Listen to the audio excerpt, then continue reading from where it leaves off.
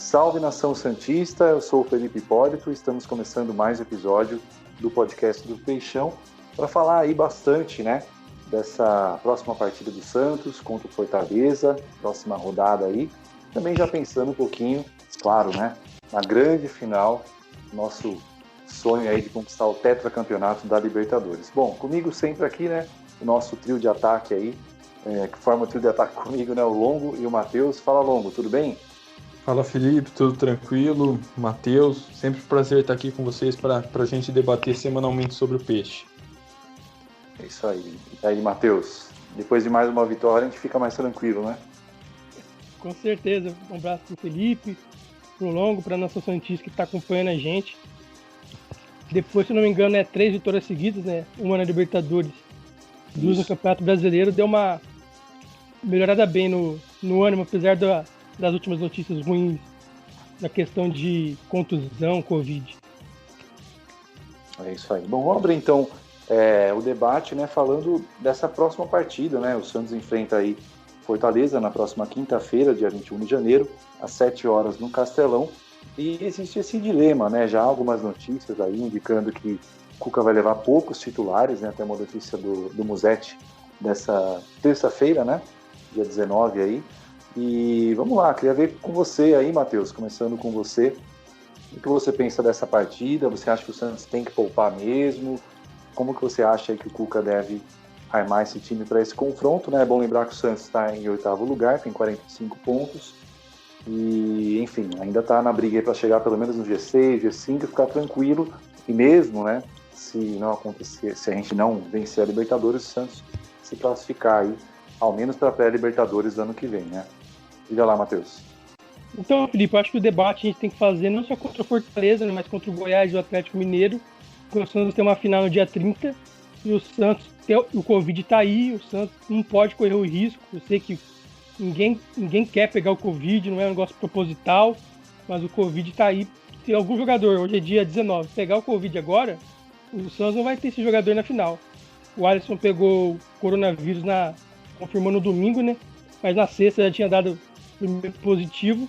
Então o Alisson consegue se recuperar. Ele vai ter uns 3, 4 dias para treinar, se recuperar. Mas qualquer jogador agora, se pegar Covid, o Santos não vai ter esse jogador numa final de Libertadores. O Santos tem um elenco curto, já perdeu o Jobson machucado.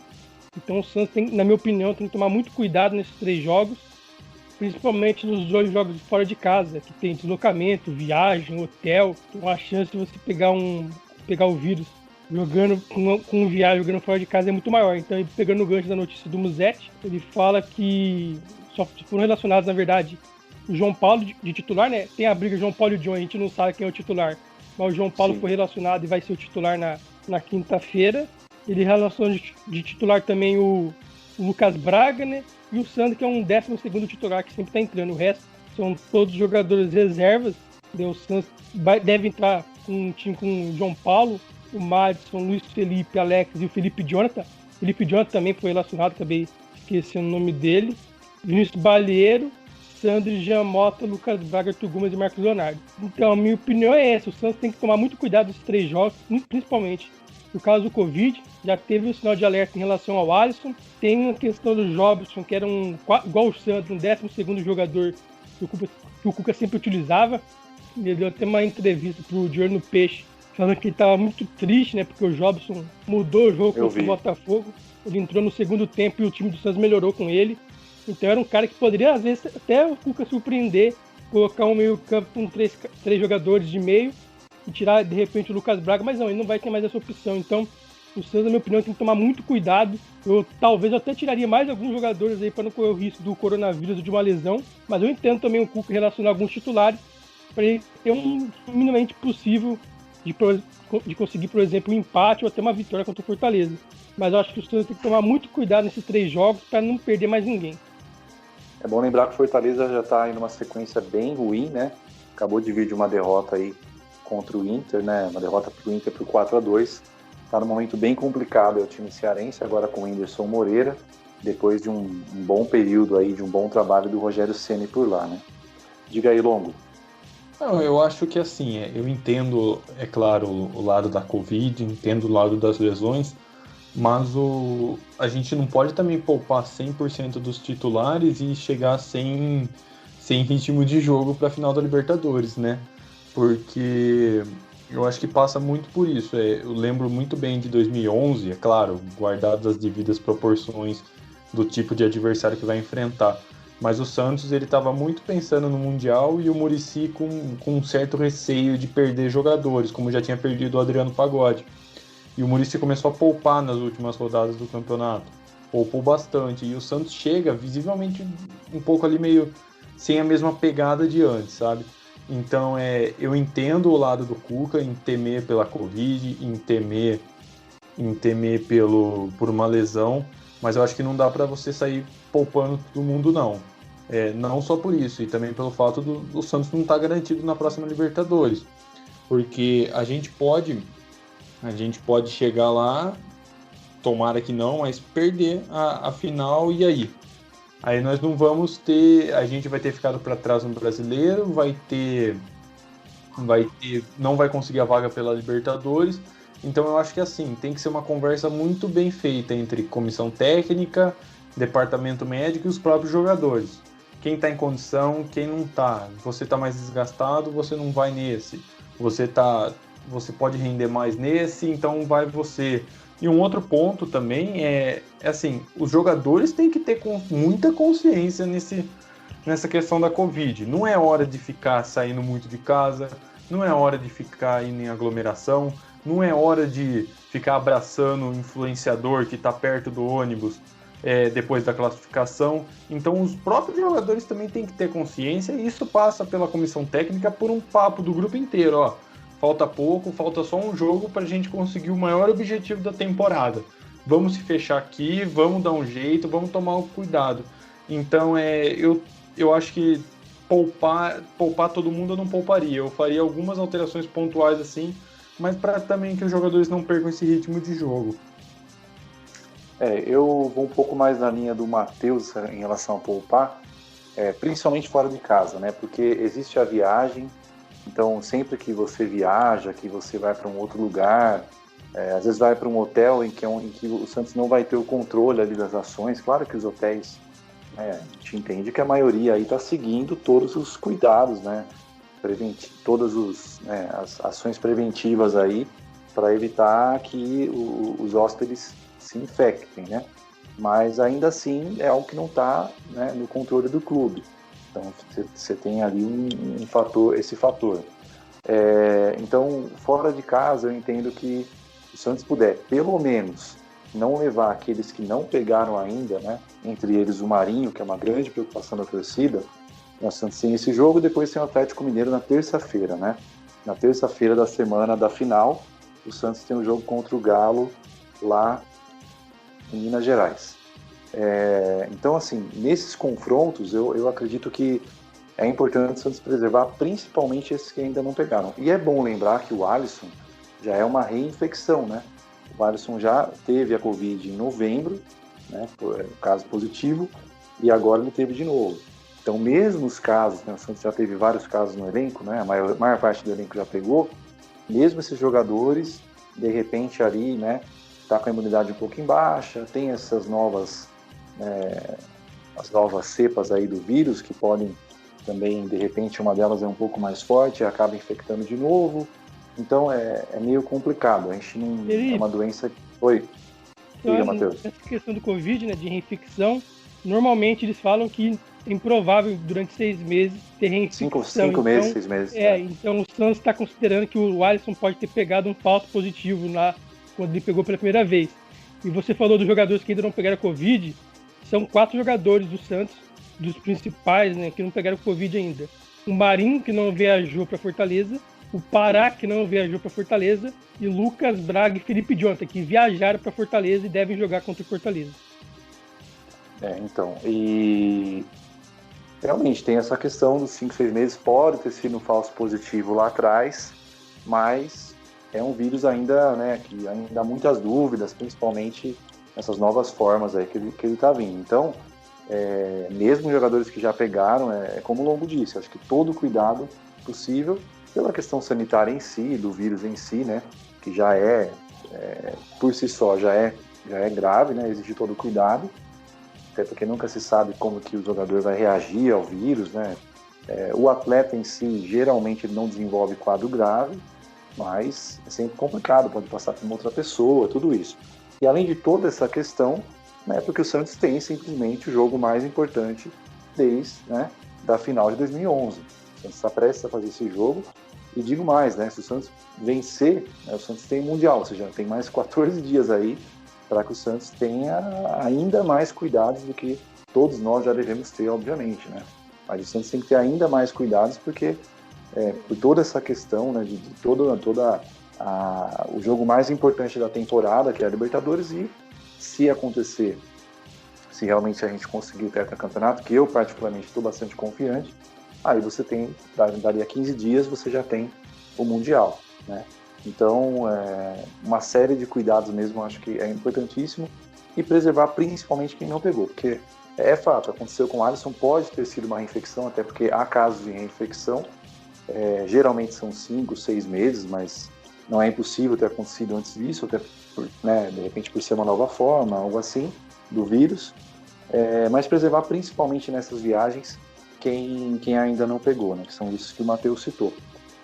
E sobre o entrosamento, também há um pouco essa preocupação, né, mas como é um período curto também, o Santos tem aí, vai ter aí mais 3 jogos antes da final, né, eu acho que pelo menos em casa, o Santos coloca ali boa parte dos titulares, preserva esses principalmente os que não pegaram nas viagens, tudo bem que agora foram 2 que ainda não pegaram, mas enfim, sei que o Santos vai ter todos os cuidados, provavelmente, né, a diretoria vai fazer uma força e tarefa, a comissão também, os próprios atletas vão tomar todos os cuidados possíveis, mas eu creio que na próxima viagem para Minas Gerais, por exemplo, já é bom não levar nenhum desses que ainda não pegaram. Eu particularmente acho que não seria interessante levar e correr esse risco, né? Porque como o Matheus disse, né? O Alisson, ele está em isolamento, pelo que se sabe, acho que desde o dia... Se ele teve o primeiro teste positivo dia 15, não sei se ele chegou a treinar no dia 15, mas dia 16, acho que, né, como já teve um primeiro positivo, mesmo sem fazer o segundo para confirmar, ele já, na dúvida, ficou em isolamento. Então, teoricamente, dia 25, 26...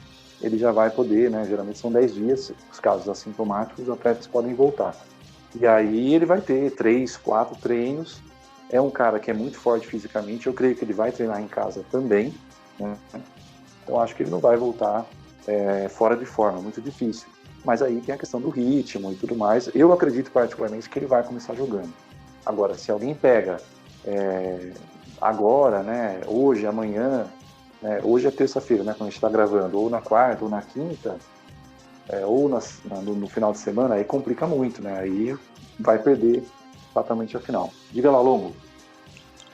E eu nem acredito que o jogo contra o Atlético Mineiro, por ser fora de casa, que o Santos vá com os titulares. Eu acho que vai ser assim, um time 99% reserva. Porque é o jogo no dia 27. Né? São 3 dias apenas antes da Libertadores, então... O desgaste da viagem, né? Também. Tudo isso, não vale a pena correr esse risco. E contra o Fortaleza, né? Com todo respeito, claro, a Fortaleza, eu vi boa parte do jogo contra o Inter. É um time que está bem, assim, mal, né? Tem problemas ali claros, principalmente defensivos. Eu acho que dá para o Santos buscar uma vitória, viu? Com esse time aí que o Matheus falou como time provável, inclusive. Eu acredito que dá para o Santos buscar assim, uma vitória, um resultado importante. O Santos ficar aí pelo menos em quarto, quinto, sexto no campeonato é perfeitamente possível, né, para que o Santos tenha também essa tranquilidade em relação à Libertadores. Mesmo se não vencer a Libertadores, vai ter pelo menos uma vaga aí na pré-Libertadores, né? Então, esse adversário, e o Goiás também em casa, se a gente pensar bem, se o Santos colocar um time ali misto também, né?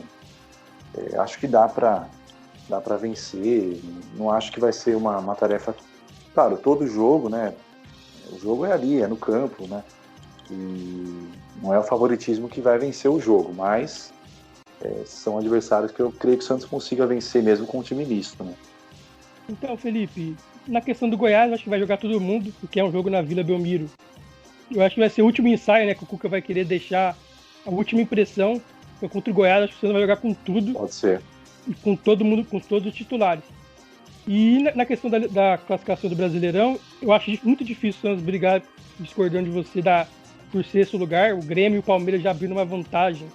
Eu acho que o Santos não vai pegar, até porque o Santos vai colocar reserva contra o Fortaleza. Contra o Atlético Mineiro, eu até acho que o Cuca é capaz de colocar sub-23, porque vai ter só 2 dias do jogo do Goiás para o jogo do Atlético Mineiro. Então acho que não vai querer colocar nenhum jogador do banco que pode ser que ele use durante o jogo contra o Palmeiras no dia 30. Então eu sou capaz até de pensar, o Cuca talvez coloque até jogadores do sub-23, para ele não correr um risco de perder, por exemplo, o Madison, que é um jogador que a gente sabe que ele pode colocar no segundo tempo, o Bruno Marques, um Giamotto, que a gente pode não gostar do Giamotto, mas é um jogador que sempre o Cuca acaba usando.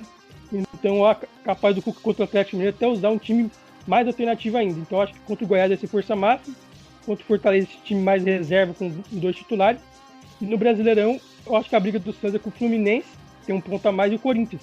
E pra gente foi muito importante, foi bom o Palmeiras ter vencido o Corinthians, que o Santos abriu 3 pontos do Corinthians, que é o nono, né? Porque vai abrir 2 vagas a mais.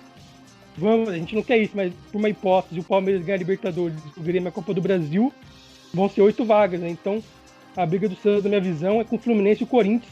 E o Santos abriu 3 pontos pro Corinthians, que é o nono colocado. E a gente tem essa situação, né, do Sub-23, foi mais ou menos o que fez contra o Flamengo, né? O que o Santos fez contra o Flamengo.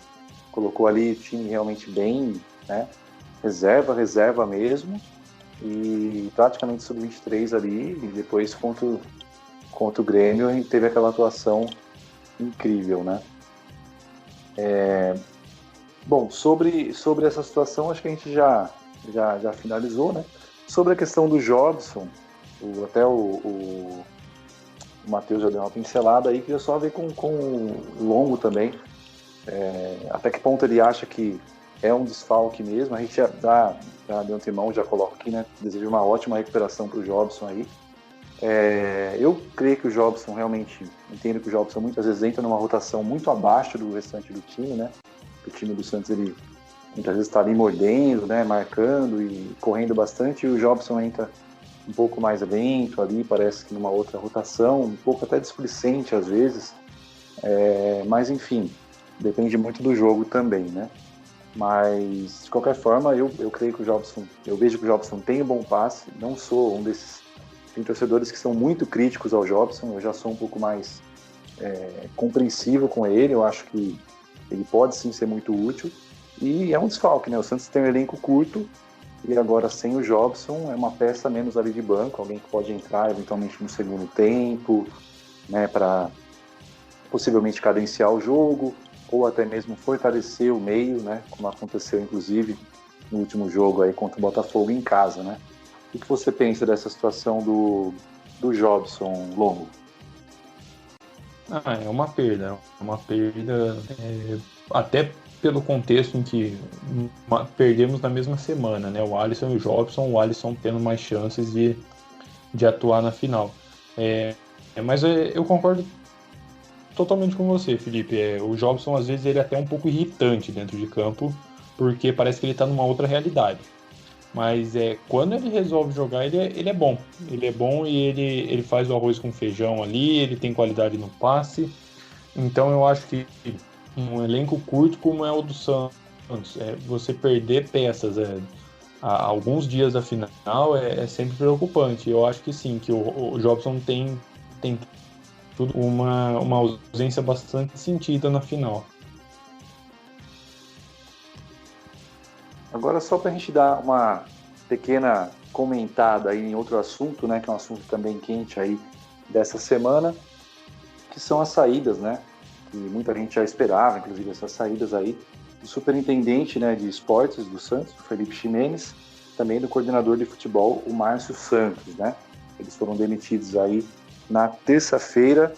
Eu até tinha recebido essa informação de uma fonte próxima à diretoria de manhã, e aí à tarde o Santos acabou oficializando, né? E houve também esse rumor aí nas redes sociais, no Twitter e tal. Queria saber de vocês o que vocês pensam aí dessas saídas, né?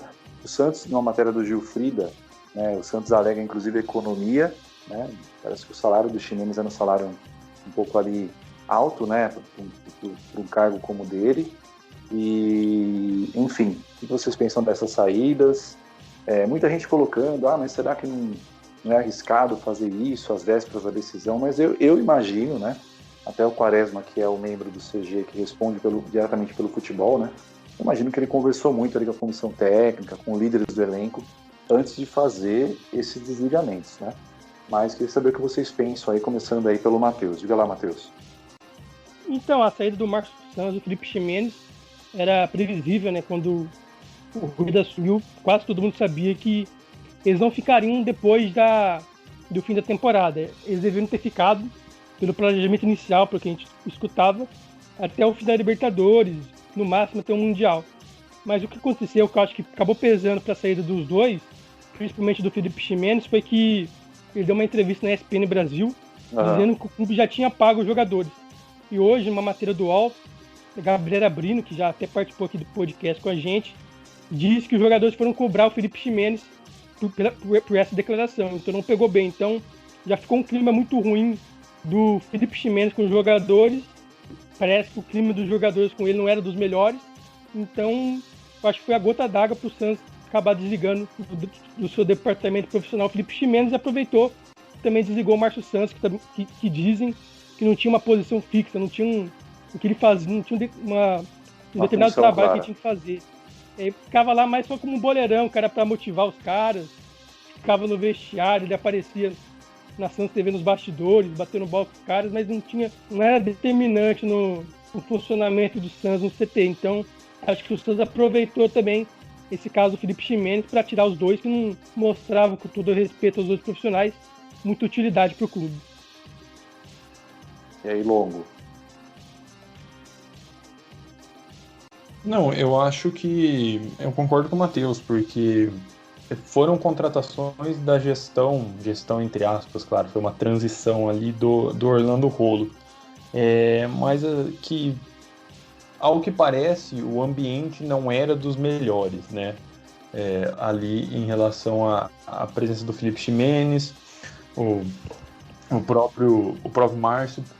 Mas eu acredito que, assim, existia o temor muito grande de que essa decisão pudesse influenciar no desempenho da equipe na Libertadores. Inclusive um amigo palmeirense meu, que não conhece assim, do dia a dia do Santos, ele me mandou a notícia sobre as demissões um pouco empolgado até, sabe? Como tipo, vocês demitiram ali, então vocês vão entrar numa crise, alguma coisa do tipo, sabe? Mas, então, pois é. Mas pelo andar da carruagem, são dois profissionais assim que aparentemente não farão falta no dia a dia do clube, e muito menos para essa final da Libertadores. Então, é claro, o Rueda começa a dar a impressão dele ali ao clube, e essas trocas são naturais. Acho que teve mesmo esse peso da questão financeira mesmo, então uma hora ou outra iria acabar saindo. Acho que é o fator até principal, né? Do desligamento, a readequação financeira, né, que o Santos está agora, a nova gestão está fazendo um novo organograma e vai contratar profissionais dentro dos salários que ela entende que são salários que pode pagar, na realidade do mercado e tudo mais, né. Mas essa situação na entrevista pode sim ter pesado, concordo com o Matheus, porque realmente se fica ali um clima complicado com os jogadores, né, e já era algo que, até pela questão financeira, seria feito. O Santos acabou preferindo apressar isso, porque esse ruído aí, de repente, poderia inclusive atrapalhar, né, de alguma forma, o desempenho esportivo. Apesar de que o Santos é muito claro isso, né, o elenco está muito bem blindado, e aí é um grande papel do Cuca, inclusive, que eu tenho críticas ao Cuca, mas um dos pontos que eu elogio é sempre essa questão da blindagem do elenco, porque nem todo técnico consegue fazer isso tão facilmente, né? E ele conseguiu fazer, o elenco está bem blindado aí, pensando só em jogar, né? E isso é muito claro, então não acho que atrapalharia tanto, mas o Santos preferiu não correr o risco e acabou, por decisão aí da nova diretoria, acabou fazendo esses desligamentos. O Jorge Andrade tem inclusive uma boa relação com o Cuca, né? Pelo que aponta aí o noticiário, né? Jorge Andrade, por enquanto, fica ali como homem do futebol, mas não se descarta a contratação de um outro profissional, né? Pelo menos para o lugar do Ximenes. Não sei se para o lugar do Márcio vai haver, porque vai depender do novo organograma, né?